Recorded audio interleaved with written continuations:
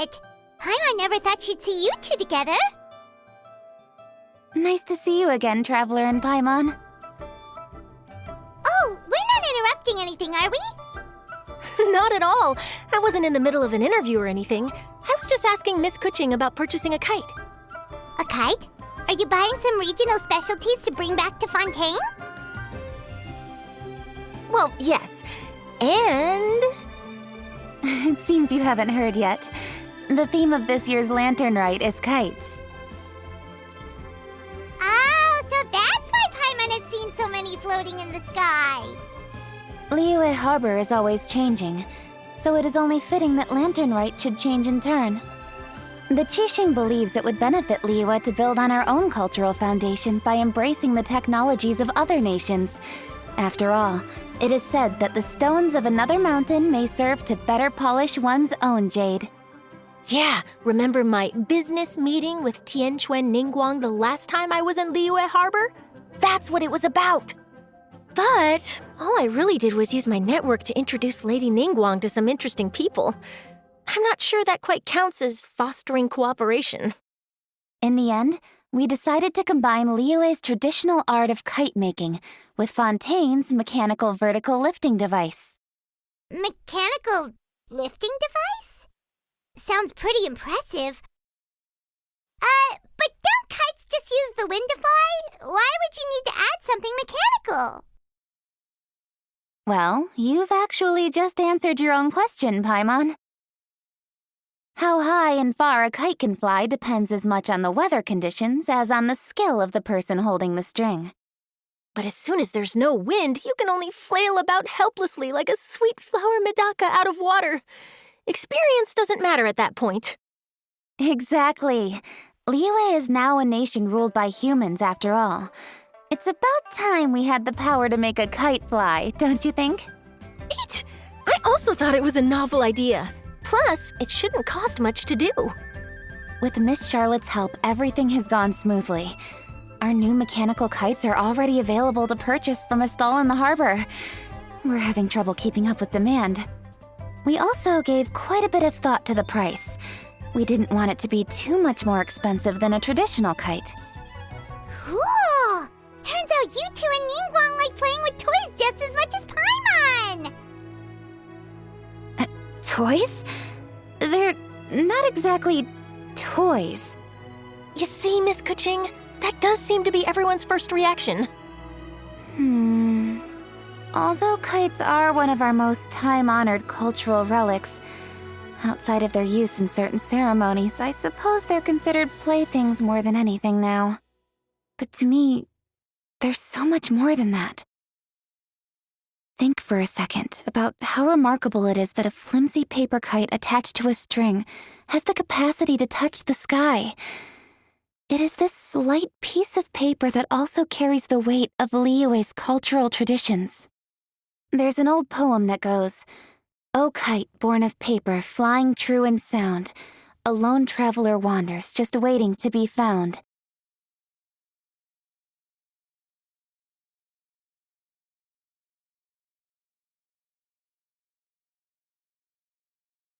In the past, poets from Liyue used kites to symbolize a feeling of longing, or evoke the peacefulness of idyllic rural scenery. If the people of today can derive enjoyment from this activity, they will not only be more likely to better appreciate the tradition, but also to pass it down to the people of tomorrow. That's the Kuching we know, always thinking 5 steps ahead of anyone else. Well said, Miss Kuching. I've learned quite a bit myself. As long as you're willing to listen, I'm happy to share. I also know quite a lot about the various folk traditions related to kites.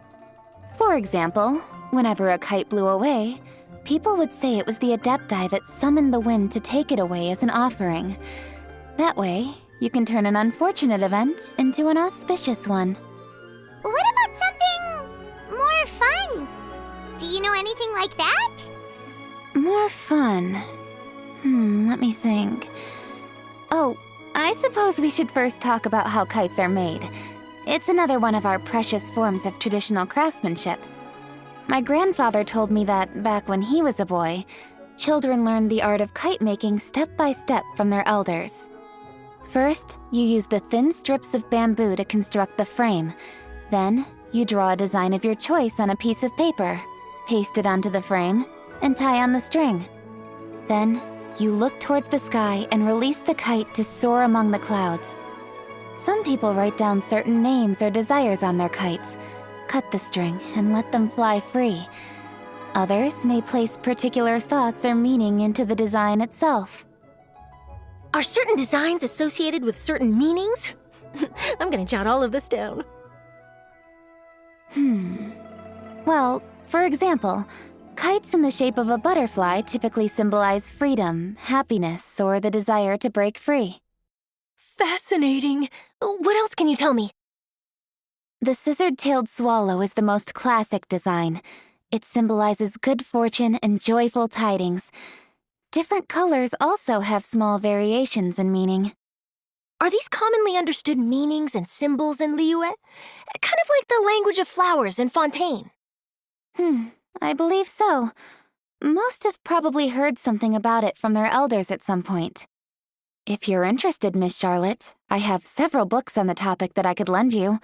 They could be a useful reference. That would be a huge help! Perfect! We're gonna take a look around. Then I'll show Miss Charlotte to my home for a little while. I almost forgot. The Ministry of Civil Affairs is hosting a kite flying contest on the night of Lantern Rite. If you're interested, you're more than welcome to bring a kite and participate. The rules are simple. Whoever flies their kite the highest and furthest within the time limit will receive a special honor along with a secret prize. Oh, Paimon was on board the moment you said secret prize. Then I'll look forward to seeing your performance. You bet! See you then!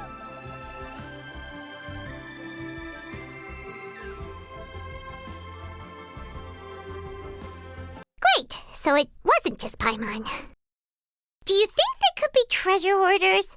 They always seem to be stirring up trouble during Lantern Rite. Oh, Paimon's sick of waiting around for something bad to happen. We should strike first, you know. Foil their plans before they even begin. Oh.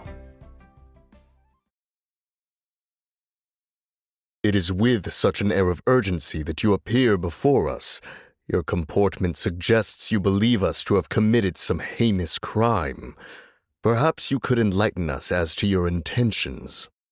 Whoa, where did this fuddy-duddy come from? You should be the one doing the enlightening, buddy. Don't think we didn't notice you eavesdropping. One look and we could tell you were up to no good. Tell us everything, starting with your name. One bears no secrets before two such as yourselves. You stand in the presence of the mighty and illuminated Adeptus, Moon Carver. You kidding? That deer's got his head stuck so far up in the clouds, there's no way he'd humble himself down here with the rest of us. You may want to hold your tongue, Paimon. Don't think that Paimon is gonna believe you just because you know her name. Let Paimon guess. You're supposed to be Mountain Shaper, right? Indeed. Mooncarver and myself have descended upon the mortal realm for a visit. The two of you may call me Jiahu. Looks like you did your research. But in our experience, the harder you try to lead us on, the more likely it is that we've got a big fish on our hands. Right! Tell us something that only an Adeptus would know. And it better not be some common knowledge that any person on the street could tell you. During the last Lantern Rite, we gathered at Mount Hulao with Rex Lapis and made use of Cloud Retainer's supreme cuisine machine to prepare bamboo shoot soup. Perhaps you have some recollection? The flavor of that soup was more than enough to whet one's appetite. As such, Cloud Retainer assented to my use of the device beyond that singular occasion, providing other recipes to boot. Since then, one has dabbled in the pleasures of the culinary arts whenever time allows. Dabbled? Upon one's last sojourn to your mountain, Did you not immediately attempt to hide the device behind a chunk of amber as soon as one's presence was known? Did one not speak up on your behalf but a moment ago? This is how you choose to repay that kindness? One is simply trying to emphasize the veracity of our claim. That might have been more detail than we needed. Seems like you two are the real deal, and Paimon's sorry for suspecting you. You indeed have an agile mind. Cloud Retainer was not mistaken in her high estimation of you. Paimon's still curious about something. It's just... Paimon can understand why Mountain Shaper is here, but why did you decide to come to the city, Mooncarver? It's not really your thing, is it?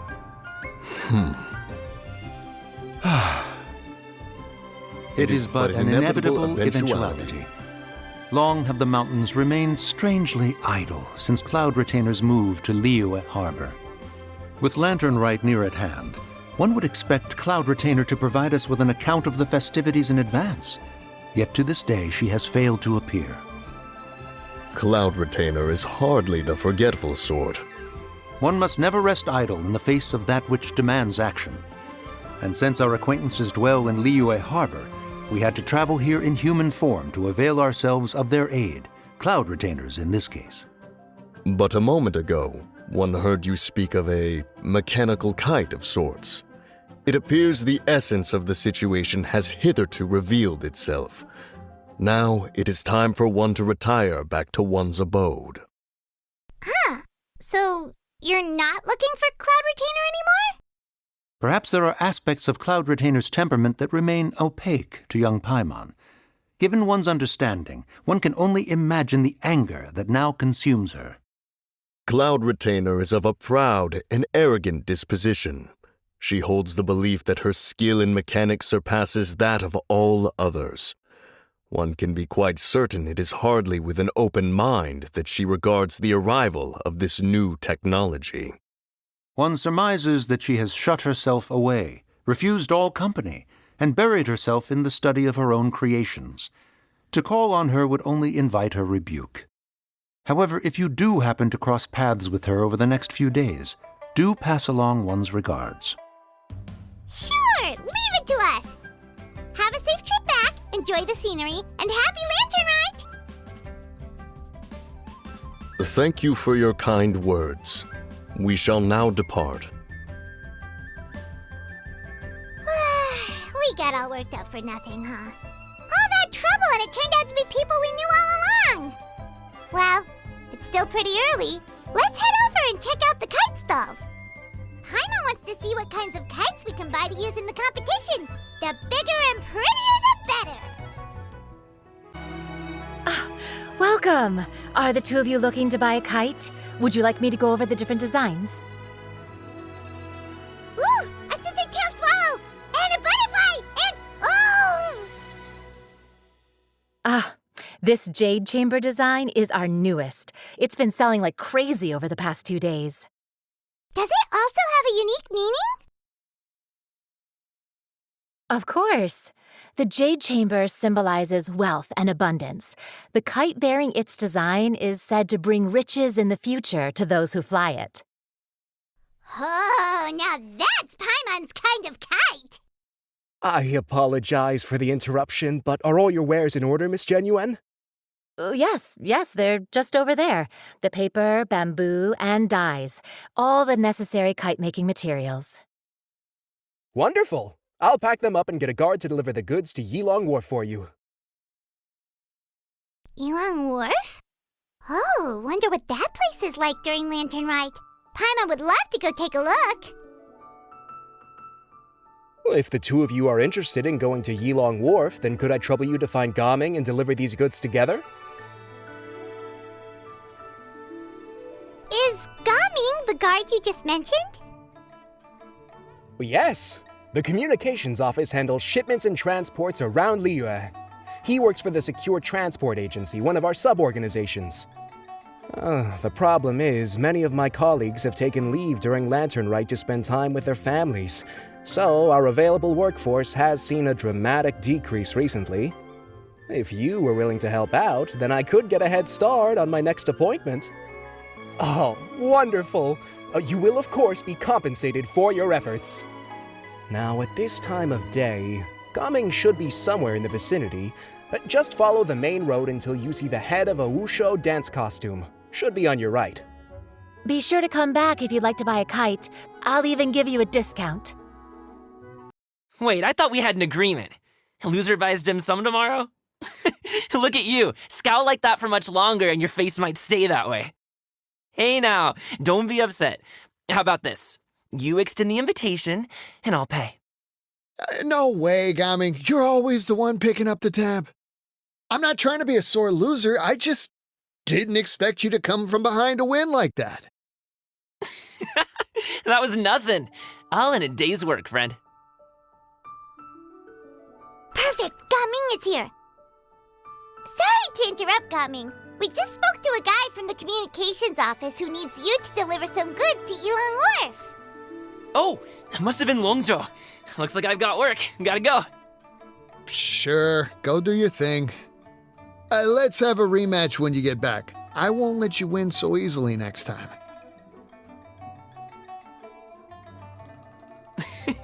Alrighty, you can hand the goods over to me. Must have been heavy hauling them all this way. Let me take them off your hands.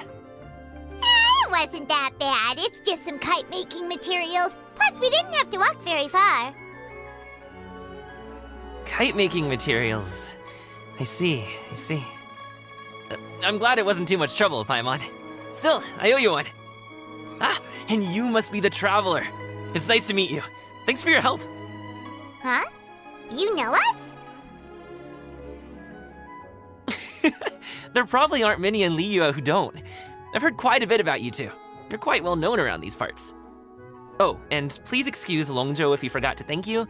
Take my thanks in his place. So, you here for Lantern Rite? Yep. It's always so lively this time of year. We were actually hoping we could tag along to Yilang Wharf and have a look around. Perfect! We'll go together then. I'm good with directions, so just follow me. Trust me, I know my way around. We can exchange stories, tell jokes, or just chat along the way. Oh, and there are a couple of good places to eat along our route. We can stop and grab a bite when it's time. The ingredients are fresh, the portions are generous, and the prices won't break the bank. You can order anything, and I promise you won't be disappointed.